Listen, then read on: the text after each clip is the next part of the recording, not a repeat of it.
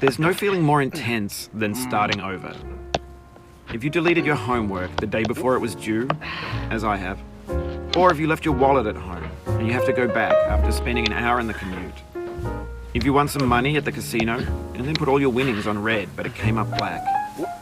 If you got your best shirt dry cleaned before a wedding and then immediately dropped food on it. If you won an argument with a friend and then later discovered that they just returned to their original view.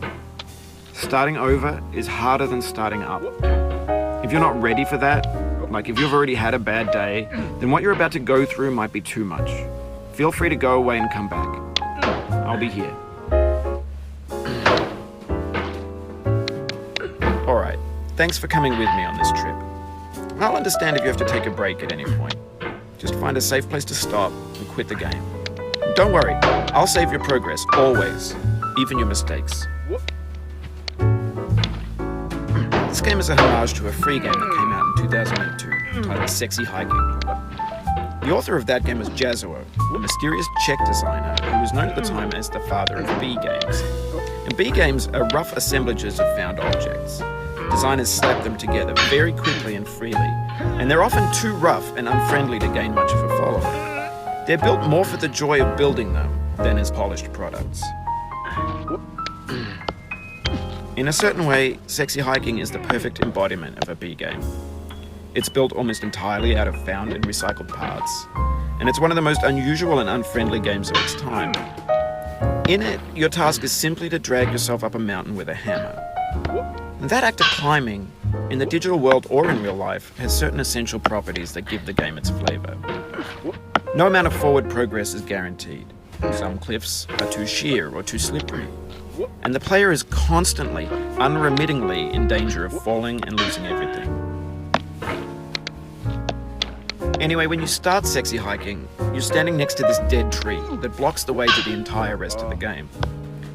It might take you an hour to get over that tree, and a lot of people never got past it. You prod and you poke at it, exploring the limits of your reach and your strength, trying to find a way up and over. And there's a sense of truth in that lack of compromise. Most obstacles in video game worlds are fake. You can be completely confident in your ability to get through them once you have the correct method or the correct equipment or just by spending enough time. In that sense, every pixelated obstacle in Sexy Hiking is real. The obstacles in Sexy Hiking are unyielding, and that makes the game uniquely frustrating. But I'm not sure Jazuo intended to make a frustrating game. The frustration is just essential to the act of climbing, and it's authentic to the process of building a game about climbing. A funny thing happened to me as I was building this map. I'd have an idea for a new obstacle, and I'd build it, test it, and it would usually turn out to be unreasonably hard. But I couldn't bring myself to make it easier. It already felt like my inability to get past the new obstacle was my fault as a player rather than as a builder. Imaginary mountains build themselves from our efforts to climb them, and it's our repeated attempts to reach the summit that turns those mountains into something real. When you're building a video game world, you're building with ideas, and that can be like working with quickset cement. You mold your ideas into a certain shape that can be played with, and in the process of playing with them, they begin to harden and set until they're immutable, like rock. And at that point, you can't change the world. Not without breaking it into pieces and starting fresh with new ideas. For years now, people have been predicting that games would soon be made out of prefabricated objects, bought in a store and assembled into a world. And for the most part, that hasn't happened, because the objects in the stores are trash. I don't mean they look bad or that they're badly made, although a lot of them are. I mean they're trash in the way that food becomes trash as soon as you put it in the sink. Things are made to be consumed and used in a certain context, and once the moment is gone, they transform into garbage. In the context of technology, those moments pass by in seconds. Over time, we've poured more and more refuse into this vast digital landfill that we call the internet. It now vastly outnumbers and outweighs the things that are fresh and untainted and unused.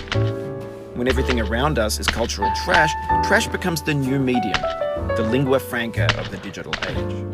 And you can build culture out of trash, but only trash culture. B games, B movies, B music, B philosophy. Maybe this is what digital culture is. A monstrous mountain of trash, the ash heap of creativity's fountain. A landfill with everything we ever thought of in it. Grand, infinite, and unsorted. There's 3D models of breakfast, Gen X's fanfic novels, Scan magazines, green screen Shia LaBeouf, banned snuff scenes on LiveLeak. Facebook's got lifelike bots with unbranded adverts and candid shots of Kanye and Taylor Swift mashups, car crash epic failed GIFs, Russian dashcam vids, discussions of McRibs, discarded, forgotten, unrecycled, muddled, rotten, untitled. Everything's fresh for about 6 seconds, until some newer thing beckons, and we hit refresh. And there's years of persevering, disappearing into the pile, out of style, out of sight. What? No. In this context,